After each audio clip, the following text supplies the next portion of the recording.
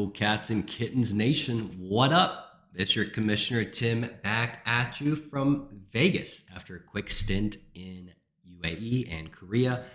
Now home for the rest of the year, making sure I give full attention to the exciting closing weeks of the third season of CCK. We are approaching the last week of the season, but we've got some massive headlines out of week 13, guys. So let's talk about them. We've got the bye-bye to the perfect season for Trust Process. Eve gets his first win of the season. Travis now finishes the 6th seed playoff race by locking in the 6th seed. Kyle sets the CCK record with 234 in a single game. And then the second seed race continues to go on. So those are the headlines. I want to do this video a little bit differently and talk about some of those headlines in detail, but also give you a preview of the postseason formats and some housekeeping items as we get into the last week of the regular season. So like I said, the perfect run for TTP is now dead and gone. It was a good run, but I'm more concerned about how bad I've been playing heading into the playoffs while Cal and Brandon are firing on all cylinders. I'm hoping the return of Justin Jefferson and the easier individual matches for my starting rosters come playoff time will turn that just in time. While 12-0 start was great, I am hoping I never experience a second loss for the rest of the season, boys. And I really wish it was Kyle beating me, kicking me in the ass with the CCK record of 234, but Brandon on a disappointing week for him relatively. But again, beggars can't be choosers. So I am looking forward to being able to face either one of them, hopefully in week 17 for the big one. By the way, congratulations are due for our boy, Travis, after Brad pulled off his immaculate tank job, handing Eve his first victory of the season. It basically did lock in Travis for that 6th seed that at the minimum he will win on a points for tiebreaker, no matter what the result is for week 14. So Travis is now locked in. The 6 playoff seeds are all finalized, but the final seedings between 1 through 6 are to be determined, but the brackets are all set, like I mentioned last week. The bye week race for the 2nd seed is headed to the final week, which I'll talk about a little bit. But I wanted to talk about a little bit on this, quote unquote, tanking. So I think we have first-time commissioners in a dynasty league joining us for this season. Really the thoughts around what do the commissioners think about, what does the league at large think about teams that decide to forcibly lose a certain season or a certain week or not, and how do we think about it? We've had a couple conversations with managers throughout the years, but certainly over the last 2 weeks as the season is near to conclusion. Really how Brandon and I think about it and how we've developed it as a group with all of you is at the end of the day, we really want to make sure that each manager has the ability to freely do what is in fact best for them. And I think that's the difference between a regular standard redraft league and dynasty leagues. So it may absolutely be someone's benefit to miss a playoff game or try to lose the toilet bowl, for example, because that allows them to maximize their chances at a higher pick in the next year's rookie draft. Whereas obviously in standard redraft leagues, there will be no scenario for someone to want to miss out on playoff or finish worse than they could be. So in those scenarios, in standard redraft leagues, the issue that causes for those leagues is that it creates either skepticism or starts to cause doubt and mistrust amongst the managers. In standard leagues, when you start to see stuff like that, because you start worrying about if there's backdoor dealings or people are paying each other off. So we want to make sure that everyone is aligned within the Dynasty League on what they want to be able to do, but obviously within the rules so that we have the engagement and basics of what we're playing. And so for us, it's simple, which is in any given season week, you must always start 10 viable starters. So what that means is if you have 2 starting quarterbacks, especially in the quarterback position, if you have 2 starting quarterbacks, you can't choose to start someone who is a bench quarterback when you have 2 quarterbacks, for example. But you can decide to start the wide receiver 3, for example, instead of a wide receiver 2 or wide receiver 1, for example. But obviously in Toilet Bowl, we want to make sure, because you also can't tank in Toilet Bowl, and it would be unfair for someone with a strong roster to tank the hardest and get themselves the best odds at playoffs for at rookie lottery, for example, because that doesn't make it fair. So we also wanted to make sure that in the toilet bowl, which we decided last season, we wanted to make sure that it's fair to where the worst teams do in fact have the best odds of getting the top rookie picks. So it's based off of max points for. So hopefully it makes sense for everyone and we feel pretty good about it. And the reality is, like, if you are in a regular season, we also don't want to be commissioners where we tell you that you should have started someone else. Like for me, there are weeks that I'm going to choose Taysom Hill over someone like George Kittle or Kyle Pitts if he ever gets going. And I don't want to be feeling like there's going to be an era of skepticism or thoughts around who we decide to start, especially if that turns into a loss or whatever.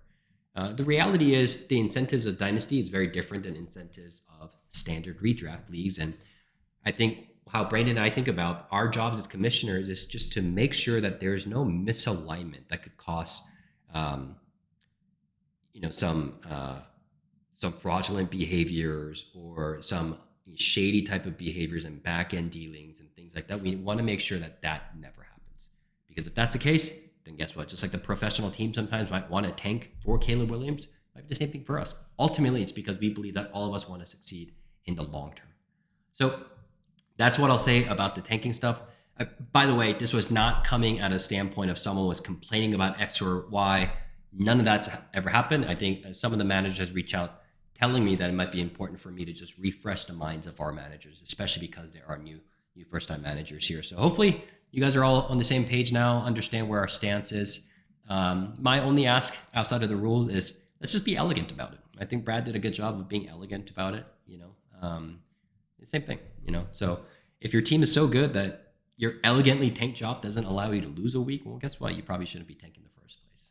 So all right, let's go back and let's talk about some fun things, which are heating up the only remaining race of the season so far, which is the week 2 race. So let's zoom into this a little bit. We've got some other seedings as well. So talking about this in a little bit, let's speak about the second seed, zoom in on the 2 managers in contention. I just want to talk about these 2 guys. Kyle clearly has not been happy that Bills Mafia has been getting all of the headlines in the recent weeks via my videos. His Meerkats marked their territory on the contender race by setting, like I said, the CCK record for the most points in a week at an astounding 234.82 points, beating the 233 point mark that I had set in week 5 this year. Kyle's only Achilles heel throughout the early part of the season has been the inconsistent QB play. But with Dak playing like the front runner for the MVP this season, especially after his week 7 bye week, Dak's been averaging an average of 28.46. So Kyle is showing out and hitting his final gear at the right time heading into the playoffs. Now, Brandon, on the other hand, had a down week compared to how the last couple of weeks have played out for him since trading for Tyreek Hill, scoring a little bit closer to his season average of 126 compared to the 160 plus that he's been averaging. But I think the week 13 should be a blip in the radar as he's got another playoff changing level of player, Nico Collins, now that Tank Dell is going to be out for the rest of the fantasy season. So, man, I can't talk enough about the Moncton Meerkats and Bills Mafia. So this is all happening while Trusted Process Me has been sputtering in terms of weekly averages since the midseason with struggling players like DeAndre Swift, Travis Etienne, who aren't able to put that top 5 type of RB like they did in the first early part of the season, along injuries like players like Justin Fields who haven't gone out, as well as Justin Fields being out, Justin Fields and Justin Jefferson. So those 2 are hitting their new gear while TTP is sputtering. I honestly don't know how the playoffs are going to shape up at this point. I think it's an absolute toss-up, and I'd say that these 2 are actually the favorites over TTP as of how the rosters are playing out today. But for these 2 managers, week 14 is definitely relevant because the race for the second seed is coming down to the last week.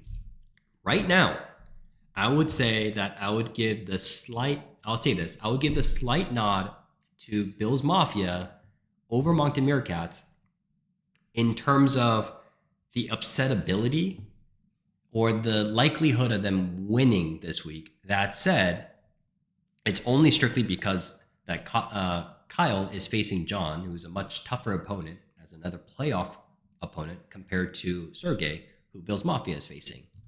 I would still put that both of them are likely to win, and thus Kyle is going to take the second seed when everything's said and done. But week 14 is certainly interesting.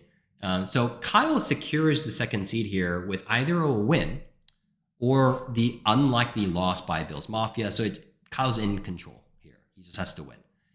But regardless of who gets a second seed between Kyle and Brandon, there's a very, very good chance that these managers, Bills Mafia and Moncton Meerkats, actually end up facing each other in the semifinals week matchup in week 16.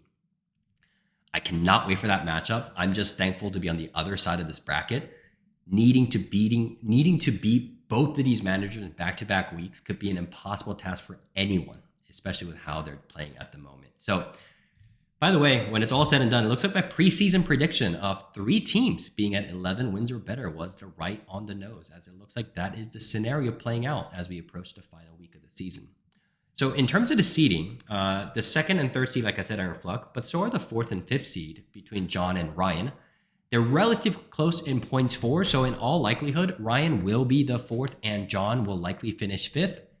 But regardless of what happens in week 14 and who finishes fourth and fifth, that won't change anything in regards to the playoff matchups and brackets, though. So they are guaranteed to face each other regardless of what happens in the first week of playoff weeks in week 15. So that's week after this.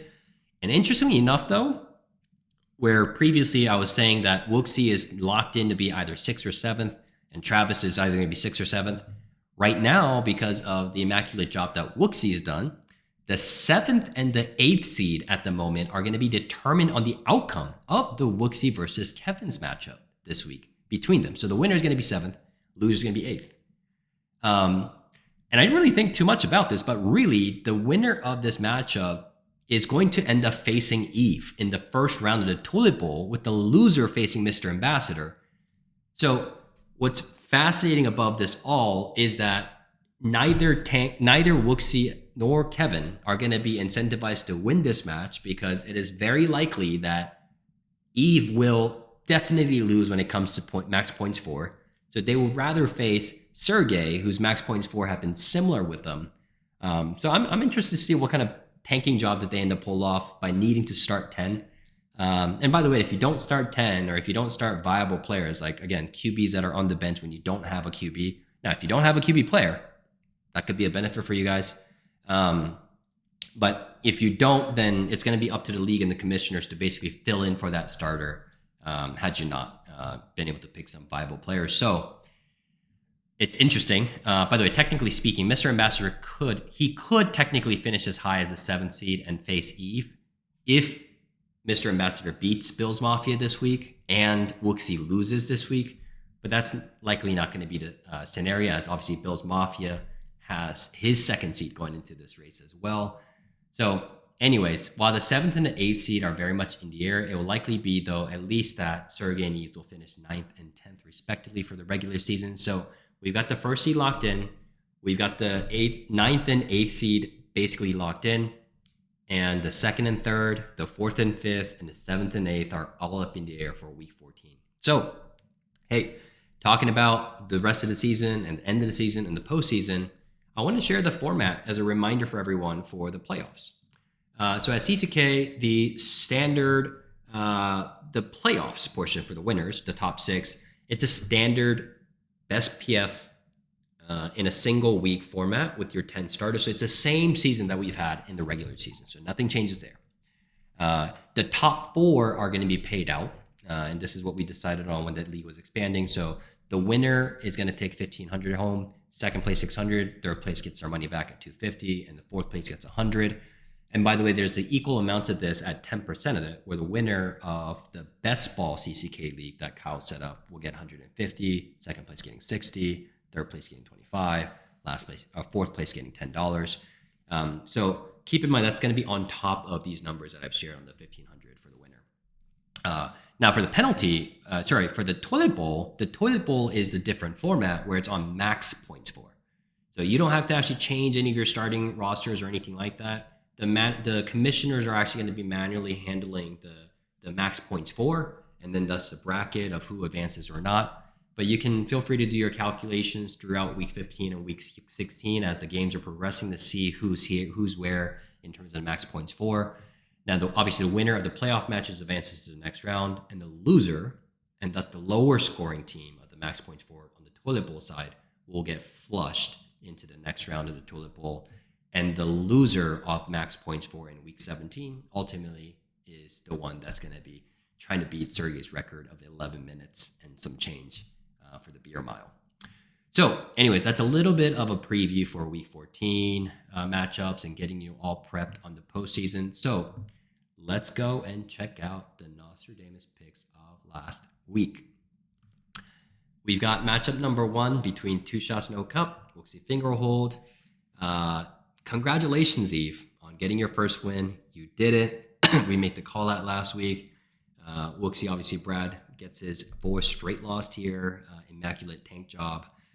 And unfortunately here, the real winner of the pick'ems was Wooksy himself, where he custom filled in an entry saying both are going to be losers as they will both score under 60.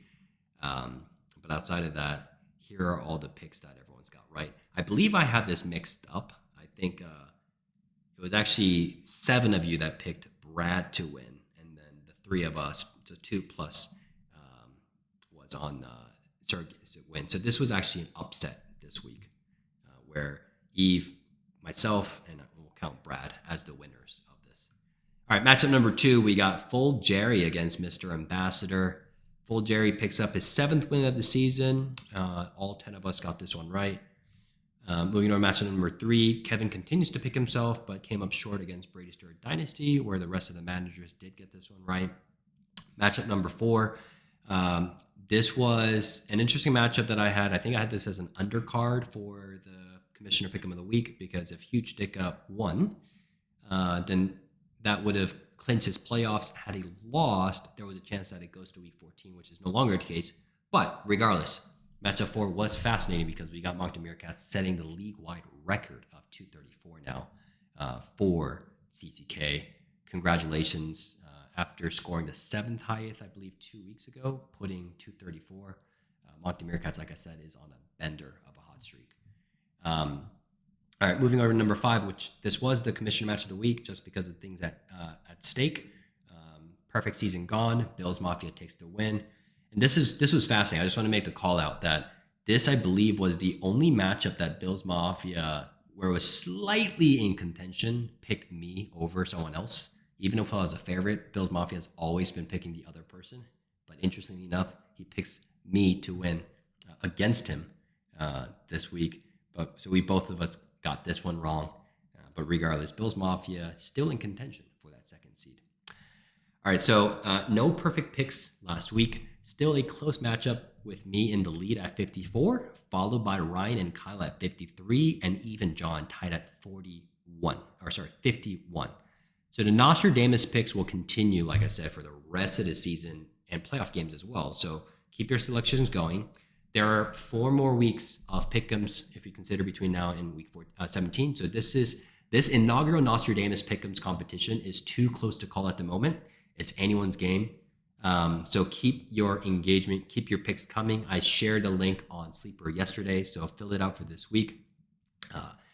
And by the way, so that brings me to the last regular season's contender power rankings. Now that the brackets and playoff teams are all set, I want to do the power rankings a little bit differently. So I think we have 3 elite managers that are basically dead even on any given week. And that's going to be this tier 1. TTP, Moncton Meerkats, Bales Mafia.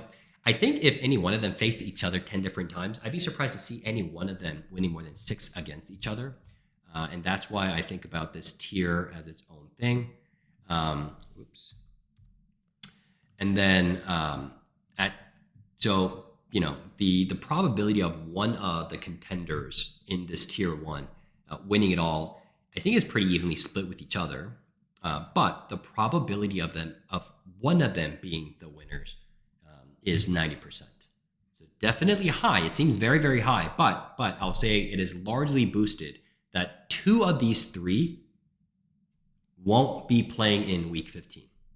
So in another way, that means that already off the bat, the remaining 3 managers will be part of the 2 that gets eliminated in week 15, and thus they can't win it all. So that's why it seems overly inflated. Now, with 9% of the remaining 10% going to a more even split with a little bit more favorability towards Full Jerry above Brayster Dynasty, and less than a fraction of a percent for Huge Dicka here. Separately, I'm also putting the odds of a Kyle and Brandon showdown at 95% plus, which implies about a crazy minus 1900. And John facing me in week 16 at 65%, about a minus 186. And by the way, if you were to equal it out, the probability of week 16 basically being a Kyle Brandon and Kyle versus Brandon and Tim versus John, that's at 62%, so minus 161. Or the probability of a Kyle Brandon and Ryan Tim being around plus 201. So that does it for week 13 recap, boys. We've got one more week to go for the last week of the season 3 of the glorious Cool Cats and Kittens Dynasty League season 3. 3 lovely matchups to keep an eye on for the 2nd seed race, as well as the 7th and 8th race. So make your picks, guys, and see ya.